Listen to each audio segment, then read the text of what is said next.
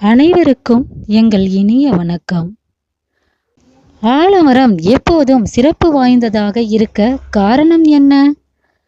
வாங்க தெரிஞ்சுக்கலாம். ஆலமரம் என்பது மிகவும் சிறப்பு மிக்க மரம்.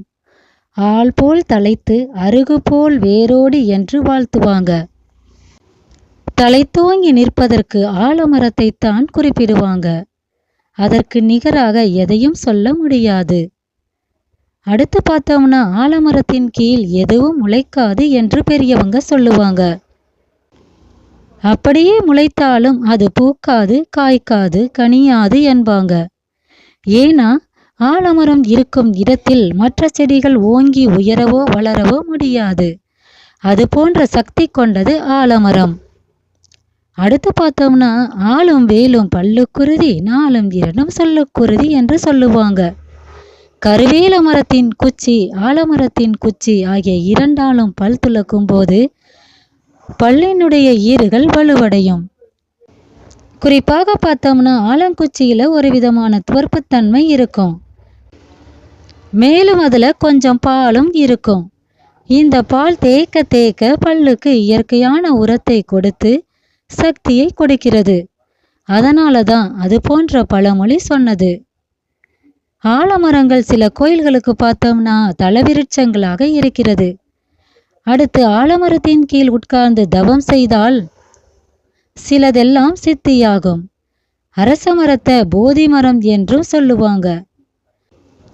ஆனா இலங்கை அனுராதாபுரத்தில் உள்ள போதி மரம் ஆலமரம்தான். மேலும் அதன் இலைகள், பட்டைகள் இதற்கெல்லாம் நிறைய மருத்துவ குணம் உண்டு. இலை கசாயம் சளி தொந்தரவை நீக்க வல்லது. பட்டைகள் உள்ளுக்குள் இருக்கும் ரணத்தை ஆற்றக்கூடியது. வாய்ப்புண் போன்றவற்றை ஆலமரத்திலிருந்து வடியும் பால் குணமாக்கும். ஆலம் பட்டைகள் ஆணின் உயிரணுக்கள், விந்தணுக்களை வலுப்படுத்தக்கூடிய சக்தி உண்டு. ஆலம் பழத்தை பதப்படுத்தி உண்பவர்களும் உண்டு. சில எல்லை தெய்வங்களுக்கு பார்த்தோம்னா ஆலம்பழம் நெய்வேத்தியமாக இருக்கிறது. தவிர ஆலமரங்கள் இருந்த இடத்தில் முனிவர்கள், சித்தர்கள் அமர்ந்து அந்த காலத்துல தவம் செய்து இருக்கிறார்கள். பொதுவாக குளிர்ச்சியான இடத்தை தேடி அவர்கள் உட்காருவாங்க. சாதகமான சக்தியையும் தரக்கூடியது ஆலமரம். ஆலமரத்தின் விழுதுகளுக்கென்று ஒரு தனி சக்தி உண்டு. அந்த விழுதுகள் படர்ந்திருப்பதை பார்த்தாலே ஒரு சாத்வீக தன்மை உண்டாகும்.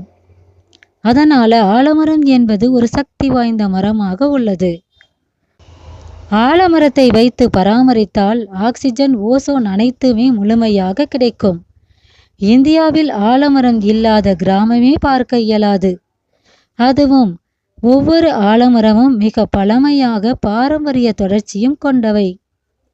பெரிய மரமாக அடர்ந்து படர்ந்து இருப்பதனால் மட்டுமே ஆலமரத்து அடியில ஊர்க்கூட்டம் நடத்தப்படுவது இல்லை.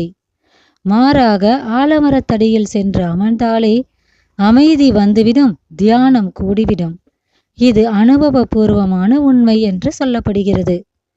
இந்த மரத்தின் அடியில் தவம் இருப்பவர்களுக்கு ஞானம் பெற்றுத்தருவதில் ஆலமரத்துக்கு தனி மகிமை உண்டு.